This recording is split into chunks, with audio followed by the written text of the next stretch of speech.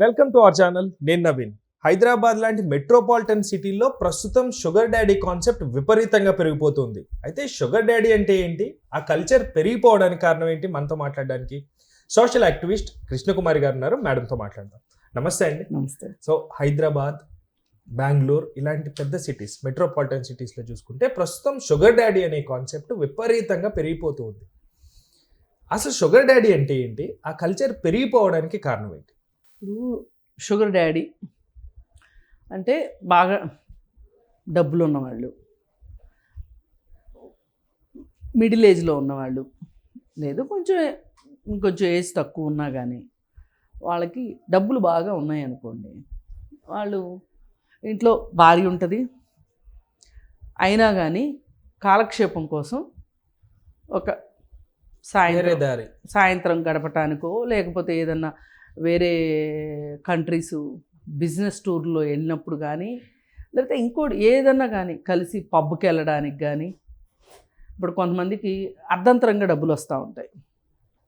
ఈ అర్ధంతరంగా డబ్బులు వచ్చినప్పుడు ఏం చేస్తారంటే వీళ్ళకి ఎప్పుడో వాళ్ళ చిన్నప్పుడు పెళ్ళిళ్ళు అయిపోయి ఉంటాయి వాళ్ళకి.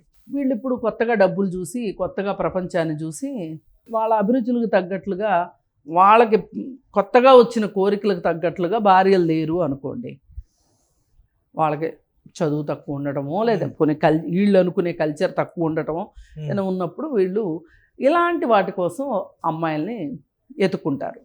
ఆ ఎత్తుక్కునేప్పుడు దాదాపు వీళ్ళ పిల్లలంత వయసు కూడా ఉంటుంది, ఒక్కొక్కసారి వీళ్ళ పిల్లల కంటే చిన్నవాళ్ళు కూడా ఉంటారు. ఒక్కోసారి వీళ్ళతోటి స్నేహం చేస్తారు.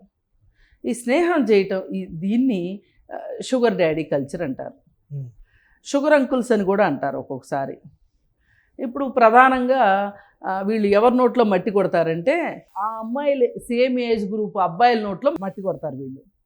ఇప్పుడు సేమ్ ఏజ్ గ్రూప్ అబ్బాయిలు వాళ్ళు చదువుకుంటూ ఉంటారు, లేదంటే ఉద్యోగ అన్వేషణలో ఉంటారు.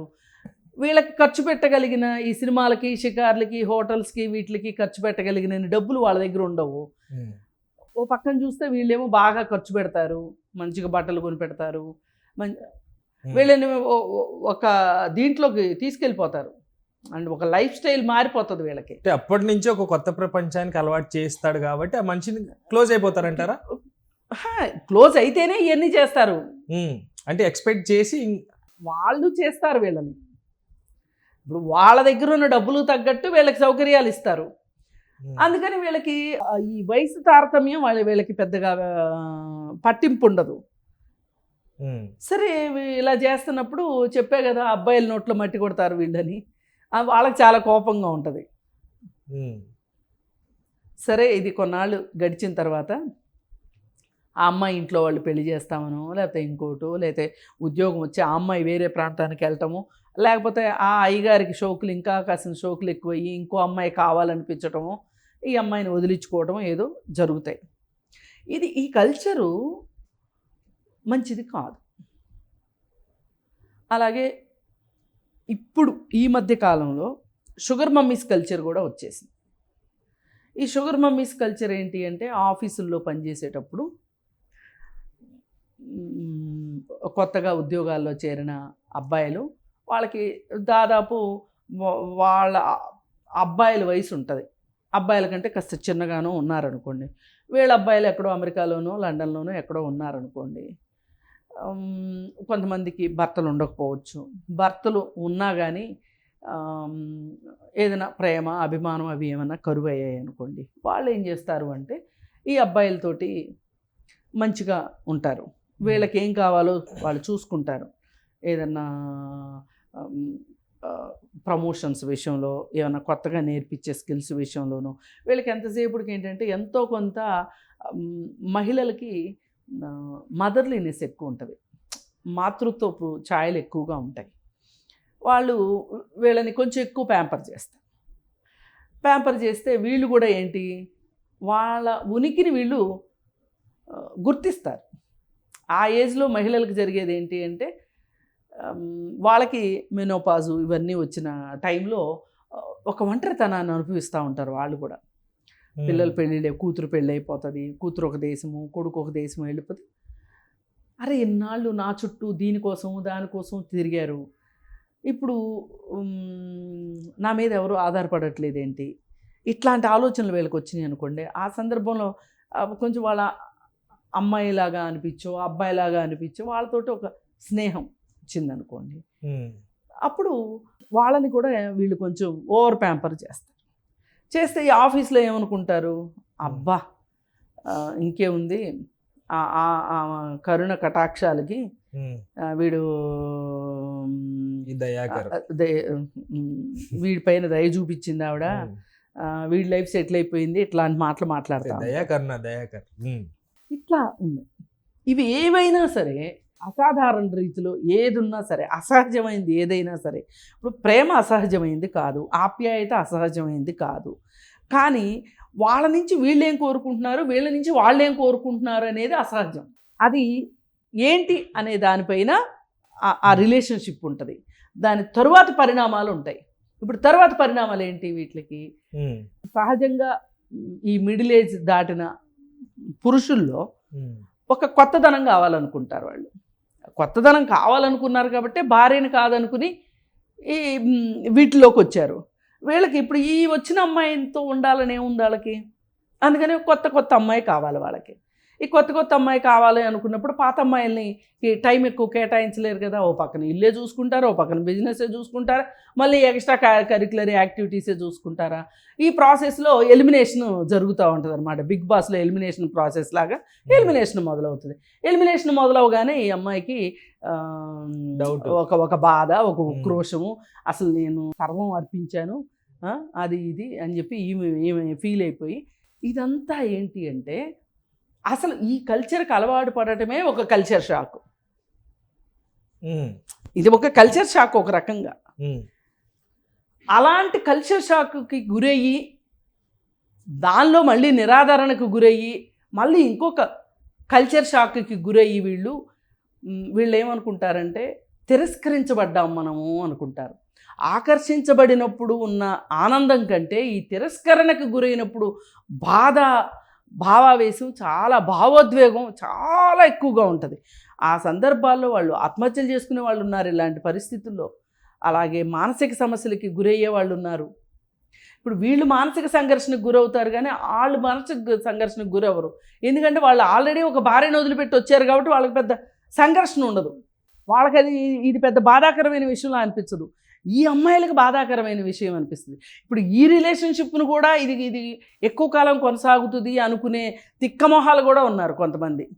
ఈ తిక్కమొహాలే మానసిక సంఘర్షణలకి లోనవ్వడము, లేదు అనుకుంటే ఆత్మహత్యలు చేసుకోవడము, ఇలా అవుతూ ఉంటారు. ఇది ఏదైనప్పటికీ కూడా మనిషి యొక్క బలహీనతలు, మన బలహీనత ఇంకొకరి బలహీనత రెండూ కలిసి నీకు ఒక సంతోషాన్ని ఇస్తే, ఈ సంతోషం తర్వాత వాళ్ళ బలహీనతే వాళ్ళని దహించి వేస్తుంది. పైగా ఇంత చూసిన తర్వాత, ఇంత లగ్జరీ లైఫ్ ఇదంతా చూసిన తర్వాత, ఒకవేళ ఇలా తిరస్కరణకి గురైన తర్వాత వాళ్ళ ఇంట్లో వాళ్ళు చూసిన పెళ్లి చేసుకున్నారు అనుకోండి, వాళ్ళకి అంత లగ్జరీ లైఫ్ ఇచ్చే హస్బెండ్ దొరకడు. వాళ్ళ కుటుంబ స్థాయికి దొరకనప్పుడు ఆల్రెడీ వీటికి అలవాటు పడిపోయి ఆ భర్తతోటి వాళ్ళు సంఘర్షణకి గురయ్యి ఆ దాంపత్య జీవనంలో కూడా వాళ్ళు సంతోషాన్ని పొందలేరు. పైగా దానిలోంచి బయటకు వచ్చి నెక్స్ట్ వాళ్ళ డెస్టినేషన్ ఎక్కడ తేల్తారంటే వాళ్ళు వ్యభిచారంలో తేల్తారు, ప్రాస్టిట్యూషన్ అంతలోకి వెళ్ళిపోతారు. ఇప్పుడు మీకు ఎక్కడో తాకెందుకు, ఇప్పుడు చాలామంది ప్రాస్టిట్యూట్స్ ఉంటారు కదా, వ్యభిచార గృహాల్లో ఉండేవాళ్ళు. వీళ్ళకి ఏంటి అంటే చిన్నతనంలోనే వీళ్ళు ట్రాఫికింగ్కి గురయ్యి, లేదు ప్రియుళ్ళు మోసం చేస్తేనో, ఏ ఒక్కళ్ళు కూడా ఇష్టపడి వ్యభిచార గృహానికి ఏ మహిళ వెళ్ళదు. ఇంతవరకు తీసుకున్న డేటా ప్రకారం, సర్వేల ప్రకారం ఏ మహిళ వెళ్ళదు. మోసగించబడో, భర్త చేతో ప్రియుడి చేతో మోసగించబడి, లేకపోతే ఎవరి వల్లనో అపహరణకి గురయ్యో వ్యభిచార గృహాలకు వెళ్తారు. వెళ్ళిన వెంటనే వీళ్ళు రెడీగా ఉంటారా? వ్యభిచారానికి రెడీగా ఉండరు. వీళ్ళు ఏం చేస్తారు, వీళ్ళు విపరీతంగా కొట్టడము, వీళ్ళకి డ్రింక్ అలవాటు చేయడము, మంచి తిండి పెట్టడము, ఇవన్నీ చేస్తారు. ఇవన్నీ అలవాటు చేసి వ్యభిచారం చేయిస్తారు. వీళ్ళ వయసు ఉన్నంతసేపు, వీళ్ళ ఒంట్లో ఓపిక ఉన్నంతసేపు, వీళ్ళ డబ్బులు సంపాదించగలిగినన్ని రోజులు వాళ్ళు పెట్టుకుంటారు. పెట్టుకొని తర్వాత వీళ్ళని వదిలేస్తారు. లేదు, కొంతమంది ముందే బయటకు వచ్చేస్తారు. బయటకు వచ్చేసిన తర్వాత వీళ్ళకి జీవనం కష్టమైపోయి ఆ డ్రింకు, ఆ తిండి అలవాటు అయిపోయి అవి లేకుండా వీళ్ళు బతకలేని పరిస్థితి వస్తుంది. పిచ్చెక్కిపోతారు. అలా ఇప్పుడు ఇక్కడ కూడా అంతే. వీళ్ళు ఇలా వ్యభిచార గృహాలకు వెళ్ళిపోతారు. ఇప్పుడు మనం ఇంతకుముందు కూడా ఒకసారి మాట్లాడుకున్నాం, దేవదాసీలని, బసివిలని, జోగినీలని. వీళ్ళకు కూడా ఏంటంటే వీళ్ళ ఒంట్లో ఓపుకున్నంతసేపు వీళ్ళని దీనికి అలవాటు చేయడానికి వాళ్ళకి కళ్ళు అయితే కళ్ళు, లేదు అనుకుంటే బ్రాందీ అయితే బ్రాందీ, లేదంటే బంగు అని ఇలాంటివి కొన్ని ఉంటాయి మత్తు పదార్థాలు, అవి అలవాటు చేస్తారు. అలవాటు చేసి కొన్నాళ్ళు పోయిన తర్వాత వీళ్ళని ఎవరు ఆదరించరు. ఈలోపు ఒకళ్ళిద్దరు పిల్లలు పుట్టేస్తారు వీళ్ళకి. వీళ్ళు ఈ కుటుంబాలను సాగుకోవడము, ఇక వీళ్ళ దగ్గరికి వచ్చేవాళ్ళు తక్కువైపోతారు. అయితే వీళ్ళకి ఎప్పుడో పూజలు జరిగేటప్పుడు, ఏదైనా ఉత్సవాలు జరిగేటప్పుడు, తిరణాలు జరిగేటప్పుడు వీళ్ళ అవసరం ఉంటుంది తప్పితే గుడికి ఒక వయసు దాటిన తర్వాత వీళ్ళతో పని ఉండదు. అప్పుడు ఏంటి వాళ్ళ జీవితం, వాళ్ళు ఎంత ప్రశ్నార్థకం. అసలు ఆ వ్యవస్థని పెట్టింది ఎందుకు? మగవాళ్ళ విచ్చలవిడి కోరికలకి, విచ్చలవిడితనానికి ఒకరు కావాలి కాబట్టి ఈ వ్యవస్థని అలవాటు చేశారు. అలాగే దీనికి, ఈ షుగర్ డాడీ కల్చర్కి, అలాగే కాస్టింగ్ కౌచ్కి, వీటన్నిటికీ చాలా దగ్గర సంబంధం ఉంది. పేర్లే వేరంటారా? పేర్లు వేరు అంతే. పేర్లు వేరు అంతే. ఇప్పుడు ఆఫీస్లో ప్రమోషన్ తీసుకుంటానికి బాస్ తోటి చనువుగా ఉండాల్సిన పరిస్థితి వస్తుంది.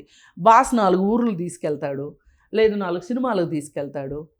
కేవలం మన అవసరమే ఏదో ఒక చోట దిగజారడానికి కారణం అంటున్నారా? వాళ్ళ అవసరం వాళ్ళది, వీళ్ళ అవసరం వీళ్ళది.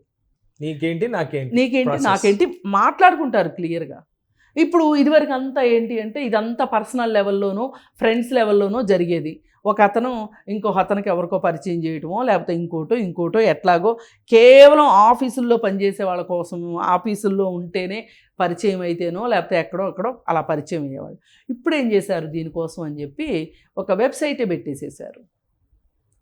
పెట్టేసి దాంట్లో మన ఒక్క హైదరాబాద్లో 11,000 మంది షుగర్ డాడీలు నమోదు చేసుకొని ఉన్నారు. నమోదు చేసుకుంటే ఇప్పుడు ఆ సైట్లోకి వెళ్ళి డేటింగ్ యాప్ లాగా అనమాట. ఈ యాప్లోకి వెళ్ళి సెర్చ్ చేసుకుంటారు. సెర్చ్ చేసుకుని వాళ్ళ ఫోటోలు ఉంటాయి, వీళ్ళ ఫోటోలు ఉంటాయి. వాళ్ళకి కాంట్రాక్ట్ కుదిరింది అనుకోండి, కాంటాక్ట్స్ అంతే. ఇది ఒక రకంగా ఇంకొంచెం తొండముదిరి ఊసర వెళ్ళి అయింది అన్నట్లు. ఇప్పుడు వాళ్ళు కానీ వీళ్ళు కానీ కొన్ని వాళ్ళ ప్రైవేట్ ఫొటోస్ పెట్టుకోవడం నేర్చుకున్నారు. ఇప్పుడు ఈ అమ్మాయి కొన్ని ఫోటోలు అతను పెట్టుకుంది అనుకోండి, వాళ్ళ కాంట్రాక్ట్ మించి ఈమె బ్లాక్మెయిల్ చేసింది అనుకోండి, అతను చచ్చినట్టు ఇవ్వాలి. లేదు, అతనిది ఒక కర్కశ మనస్తత్వం అనుకోండి. ఇప్పుడు మీకు అప్పుడప్పుడు గుర్తు తెలియని మృతదేహం దొరికింది అని వస్తుంటుంది. ఎక్కడి నుంచి వస్తాయి అయ్యి? ఇట్లాంటి వాటి అంటే మనం మాట్లాడుకున్నంత గ్లామరస్గా ఉండదు ఈ షుగర్ డాడీ కల్చర్ కూడా. ఈ గ్లామర్ చాటున చాలా ఉంటుంది. అందుకోసం ఏంటంటే అసలు ఇప్పుడు అమెరికాలో ఆ ఎఫ్స్టీన్ అనేవాడు ఉదంతం బయటపడింది కదా, అలాంటి వాళ్ళు భారతదేశంలో లేరు అనుకుంటున్నారా మీరు? బయటికి రావు.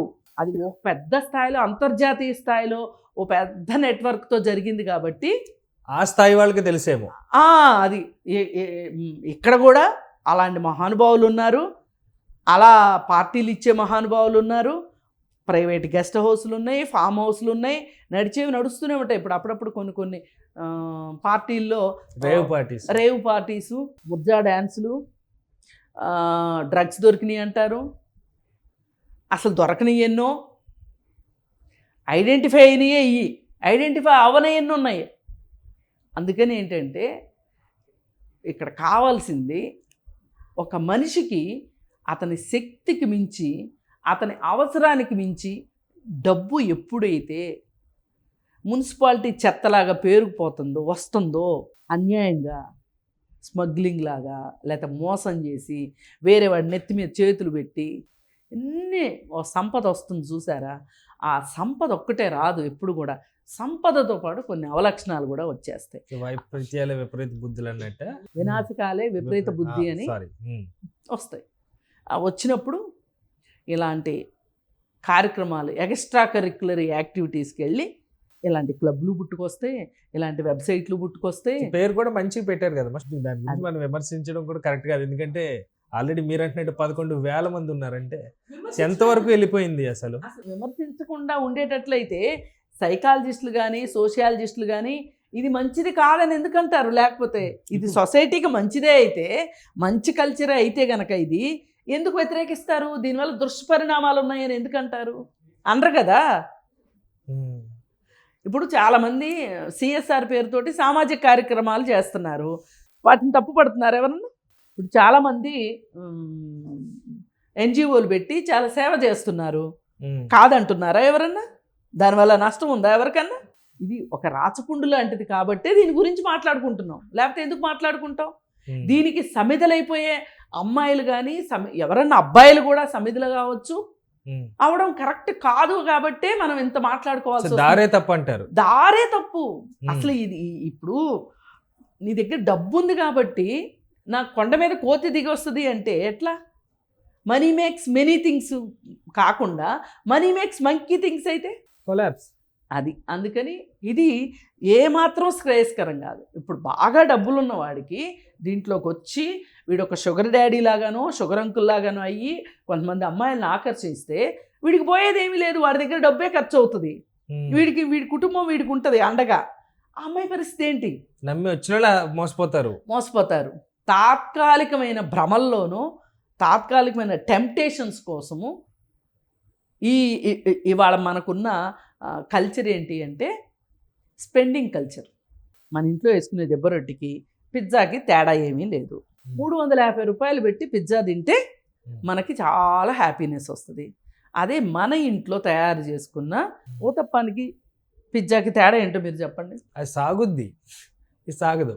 అది మైదా, దాని మీద వేసే క్రీములు, దాని మీద వేసే మైనైజ్లు, దాని మీద వేసే ఇంకోటి చెత్త చెదారం అవన్నీ ఆరోగ్యానికి హానికరం తప్పితే ఒక్కటి కూడా మంచిది కాదు.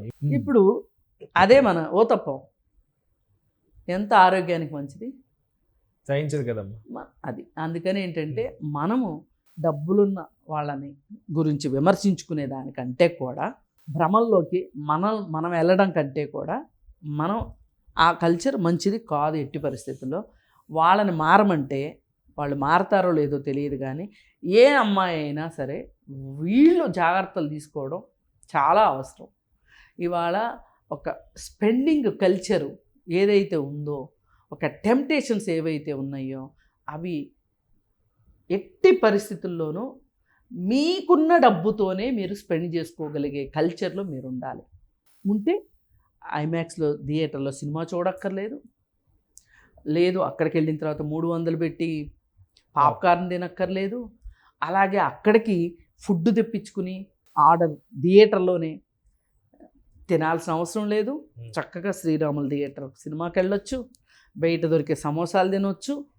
జీవితం ఏదైనా మన జీవితం మనదే. కోరికే ప్రధాన కారణం అంటారా? ఒకటే మాట, నేను కోరికను తప్పు పట్టిన ఎప్పుడు. ఎలాంటి కోరిక, ఎంతవరకు కోరిక అనాలనేది అంటే ఆ ఉద్దేశంలో అంటున్నా. అది కోరికలు గుర్రాలు అవ్వకపోతే చాలు, మన చుట్టూ తిరిగే మేకలు అయితే చాలు. గుర్రం అయినా పర్లేదు కానీ కళ్ళు వేసుకోగలిగేంత వరకు ఉంటే చాలు, అంతే. అది మన పర్సు పర్మిట్ చేయగలిగే డబ్బులతోటి మన అవసరాలు ఈ పర్సులోపే ఉన్నాయి అనుకోండి, వాళ్ళ జీవితం చాలా సుఖంగా ఉంటుంది. మరి అస్సలు ఏ కోరికలు ఉండొద్దు, నిష్కామంగా ఉండండి అని కూడా నేను చెప్పను. మీరు మీ ఆత్మాభిమానం దెబ్బతినకుండా మీ డబ్బులతోటి మీరు బతకగలిగే. ఇప్పుడు ఒక అమ్మాయిలు అబ్బాయిలు కలిసి హోటల్స్కి వెళ్తారు, వెళ్ళినప్పుడు ఎవరి బిల్లు వాళ్ళు కట్టుకుంటారు. కొన్ని చోట్ల తెలుసా మీకు, డివైడ్ చేసి 6గురికి సమభాగం వేసుకుని ఎవరి డబ్బులు వాళ్ళు ఇస్తారు. అప్పుడేంటి, నేను ఈ అమ్మాయికి ఐస్ క్రీమ్ ఇప్పించా అని కాలు ఎగరేసే అబ్బాయి ఉండడు, మా నాన్నకి బోలు డబ్బులు ఉన్నాయి కాబట్టి నేను వీళ్ళందరికీ ఖర్చు పెట్టాను అని అనుకునే అమ్మాయి ఉండదు. అవసరం తీర్చలేదు, అవసరానికి అడగలేదు. అది అలా ఉంటే గనక అప్పుడు మన దరిదాపుల్లోకి ఈ షుగర్ డాడీలు రారు. Thank you so much. Thank thank you viewers. Bye.